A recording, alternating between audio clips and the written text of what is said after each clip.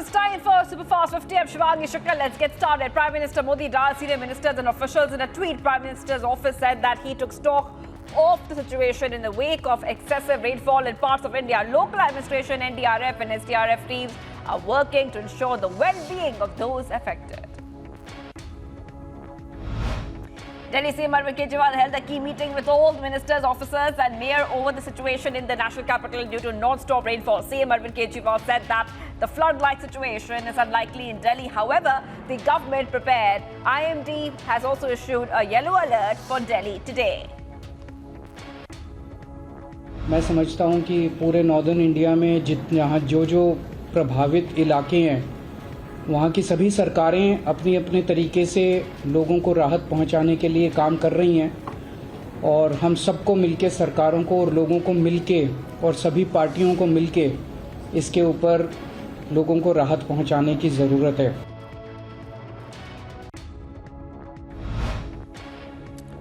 Amid the persistent rains, River Yamuna crossed the warning mark of 204.6 meters in Delhi. Now the water level at the old railway bridge increased 204.63 meters as Haryana released more water into the river from the Hatnikund barrage. A cloud burst led to flash floods in Mandi district. The visuals on the screen are now viral. The visuals show huge debris being washed away along with the flash floods. Mandi is among one of the worst hit by the floods, with the Bias River overflowing amid non-stop rains. More visuals coming in from Himachal Pradesh. These are from Solan district, where a portion of a bridge washed away in an industrial area. One of Mandi's famous temples submerged in water due to a spate in the Bias River following non-stop heavy rainfall in Mandi. The temple, known for its architectural significance and religious importance, grappled with the damaging effects of the natural calamity. BJP leader and former Himachal Pradesh CM JAIRAM Thakur visited Mandi to review the situation as the district is ravaged by flash floods and landslides following rainfall in the state. BJP leader spoke on the condition of the state. We have never seen the situation past several years and we have very worried about seeing the situation of the state. That's what he said. Several parts of Punjab heavily flooded due to torrential rain. These are the visuals on your screen from Roopnagar district. Union Home Minister Amit Shah, in fact, has dialed the CM of Punjab on Sunday and took stock of the losses incurred. Heavy rains have lashed several parts of Punjab for the last 2 days. Non-stop rain has led to severe waterlogging and traffic snarls in many low-lying areas in Punjab. Pragati Maidan Tunnel in Delhi temporarily closed for traffic due to waterlogging. Several parts of the city are facing waterlogging due to non-stop rainfall. Rains in UP have claimed 36 lives in the last 24 hours. It further added that the CM Yogi Adityanath instructed an immediate relief of 4 lakh rupees each to the families of the deceased and provided proper treatment to those injured in various natural calamities. A large portion of the road near sector 17 by 22 in Chandigarh dividing road caved in after a huge tree fell due to non-stop rainfall. Amid continuous heavy rainfall, water of Yamuna River entered several villages of Haryana. The roads were inundated with water. SDRF team reached on the spot. Rescue operations are now underway. West Bengal Governor C.V. Anand Bose, who has been recently very active in ensuring a violence-free Panchayat election, met Home Minister Amit Shah in Delhi, where he submitted a report on the violent incidents that occurred during the voting in the Panchayat elections in West Bengal.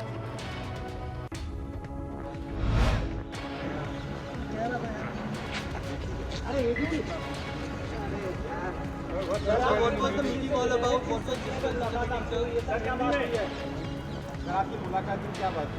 The darkest hour is just before dawn. There will be light at the end of the tunnel. The only message which I could get today is, if winter comes, can spring be far behind? Good will happen in the days to come. Thank you. BJP National President JP Nadda nominated a 4-member facts-finding committee to visit the violence-affected areas in West Bengal where many people were killed in Panchayat-related election violence. The committee will submit its report to the party national president at the earliest. Massive chaos took place in Barakpur in West Bengal as CPM candidate's nephew was beaten and seriously injured. CPM workers alleged TMC behind the incident. Protests and demonstrations took place at the incident site. On repolling day of the Panchayat elections, 35 crude bombs were recovered from a pond in a field in Murshidabad. The team of bomb disposal squad immediately reached the spot along with the local police to neutralize the bombs. SUPERTECH chairman R.K. Arora was sent to judicial custody till 24 July in connection with a money laundering case. ED officials brought SUPERTECH chairman R.K. Arora to Delhi's Patiala House Court at the end of his remand custody. He was arrested by ED in connection with a money laundering case.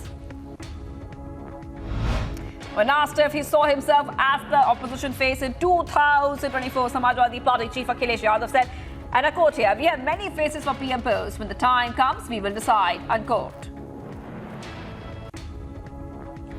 हमारे पास बहुत चेहरे हैं, जब समय आएगा तो हम लोग तय कर लेंगे। हमारे पास बहुत चॉइस है, बीजेपी के पास कोई चॉइस नहीं है। The relief of Mamata Banerjee and nephew Abhishek Banerjee in the teacher recruitment scam. Now, the Supreme Court on Monday refused to interfere with the CBI and Enforcement Directorate probe against TMC leader Abhishek Banerjee. Supreme Court has said that High Court's order to not stay the probe was right. External Affairs Minister S. JAISHANKAR filed his nomination in Gandhinagar for the upcoming Rajya Sabha elections. After filing his nomination, Dr. S. JAISHANKAR expressed gratitude to Prime Minister Modi, BJP leadership and people and MLAs of Gujarat. Supreme Court issued notice to centre on the plea filed by the Aam Party-led Delhi government challenging the constitutionality of the Delhi Services Ordinance. The top court bench, comprising also directed Delhi government to amend its plea and add Lieutenant Governor as a party in the case. Supreme Court today cautioned the councils representing the Methi and Kuki groups to refrain from levelling allegations and using the court as a platform to escalate that volatile situation in Manipur. The cautionary remark of the Apex Court came after senior advocate Colin Gonsalves, appearing for the Kuki group, made repeated attempts to claim that the violence against the Kuki community was state-sponsored. The TMC said that a 4-member party delegation will visit the ethnic strife-torn Manipur on July 14th to reach out to the affected people of the northeastern state. The delegation will comprise of Rajya Sabha leader Derek O'Brien, Rajya Sabha MP Dola Sen, Lok Sabha MPs Kakoli Ghosh, Dastidar and Kalyan Banerjee. Now, the party launched a Bijli Andolan from Panchkula with its Supremo Arvind Kejriwal targeting the ruling BJP over alleged regular outages in Haryana and promising free electricity if voted to power. Kejriwal, at an event also attended by Punjab Chief Minister Bhagwant Mann, said that free and uninterrupted power supply is possible. Union Home Minister and Minister of Cooperation Amit Shah will inaugurate a day-long mega conclave strengthening primary agriculture credit societies to farmer-producer organization in the national capital on July 14th. AIMM Chief Asudin Owaisi along with the AIMPLB leaders reached the CM camp office to meet the Telangana CM KCR, post which Owaisi said that they have spoken to KCR and told him that if UCC will be introduced, the pluralism of the nation will be finished, which is not a good thing. UP BJP Minority Morcha President Kunwar Basit Ali said that All India Muslim Personal Law Board was opposing UCC without understanding and asserted that the purpose of a uniform civil code is to strengthen democracy. Amid a raging controversy over the urination incident in Madhya Pradesh, the victim, Dashmat Rawat, has now made a shocking revelation, admitting that he had lied to the authorities during the initial investigation. With the victim, Dashmat Rawat said that he had lied to the collector that he was not the person being harassed in the video. He also said that the incident took place in 2020, adding that he was drunk at the time. Union Defence Minister Rajnath Singh called on Malaysian Prime Minister Anwar Ibrahim and evaluated defence cooperation between the two countries. Taking to Twitter, Union Minister said that fruitful meeting with the Foreign Minister of Malaysia discussed wide range of issues of mutual interest aimed at further strengthening the India-Malaysia enhanced strategic partnership. India is likely to sign deals to buy 26 RAFALE and 3 additional Scorpene submarines from France. These deals are expected to be announced during PM Modi's visit from July 14th to 16th. Today, the Defence Procurement Board has cleared the deals. Time to get you all the action from around the world, viewers. US President Joe Biden met with UK Prime Minister Rishi Sunak at number 10 Downing Street. The two leaders sat down in the garden and had tea. Sunak said that it was a privilege to have Biden over, adding the leaders would be discussing strengthening their cooperation and partnerships as NATO members. Preparations are underway in the Lithuanian capital ahead of the annual NATO summit beginning tomorrow. Barricades and increased police presence was seen around Vilnius, including outside the Lithuanian parliament and the cathedral. Russia's war on Ukraine will top the agenda when US President Joe Biden and his NATO counterparts hold a summit over 2 days, starting from Tuesday. President Recep Tayyip Erdogan of Turkey said his country could approve Sweden's membership in NATO if European nations open the way to Turkey's bid to join the European Union. Erdogan, whose country has been holding off its final approval to Sweden's NATO membership, made the comments in Ankara before departing to the Alliance's summit meeting in Vilnius, Lithuania. Canadian Prime Minister Justin Trudeau visited Latvia ahead of the upcoming NATO summit in neighbouring Lithuania. Trudeau spoke about his goals at the summit, emphasising support for Ukraine and pushing for Sweden to be admitted to NATO. Chinese Premier Li Qiang held an official welcoming ceremony for visiting Solomon Islands Prime Minister in Beijing. The visit, the second of such since he took office in 2019, highlighted the accelerating contest between Beijing and Washington for the influence in the South Pacific.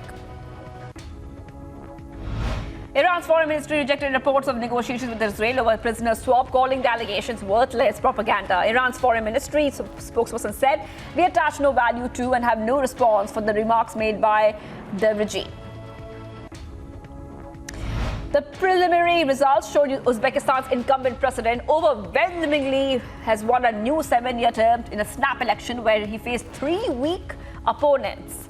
Uzbekistan's National Elections Commission said that Mirziyoyev got more than 87% of the vote, and each of the challengers received about 4%.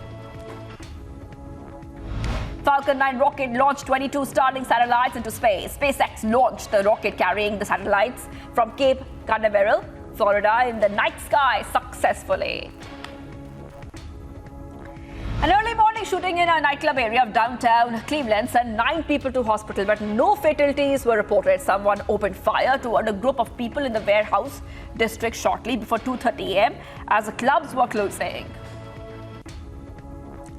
Provinces in central and northeastern China have been hit by heavy rainfall over the past few days, causing streets and rivers to flood. In fact, the province of Liaoning in the northeast saw nearly 200 millimeters of rain in just 2 days, causing water levels in 19 rivers to rise, and 7 reservoirs had to conduct flood discharge operations.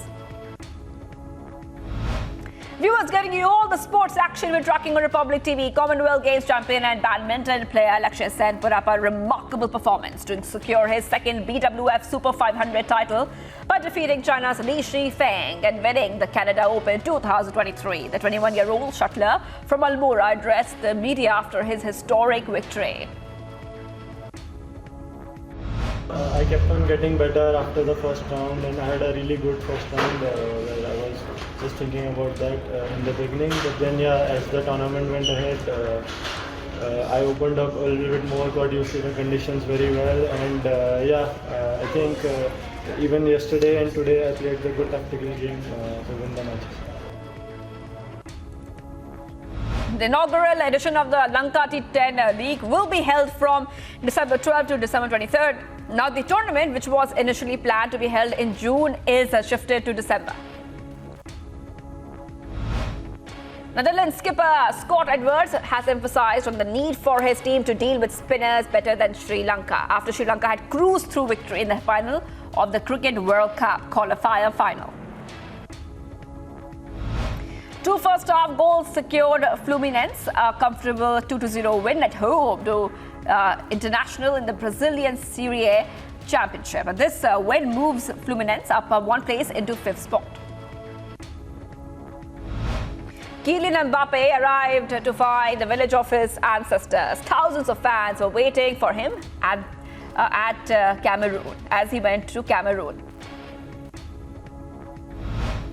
In the Super League, defending champions ATK Mohun Bagan have further strengthened the squad with the addition of the talented centre-back Anwar Ali to their ranks. Chelsea Football Club has signed defender Ashe Samuel Smith from Everton. Samuel Smith, who has represented England at the European Under-17 Championships this summer, established himself as a regular for Everton Under-21s last season, featuring as both centre-back and left-back. Greg Popovich evidently does not plan to leave San Antonio Spurs anytime soon, as an NBA's coach has signed a 5-year contract to remain coach and president of the team. The NBA unveiled the details of its inaugural in-season tournament, which will have a prize pool of about $18 million and will be capped by a championship game. And Myra Andreeva's fairy tale Wimbledon debut came to an end after the 16-year-old Russian was beaten by Madison Keys, who has battled back from a set and a break down to win the 4th round tie.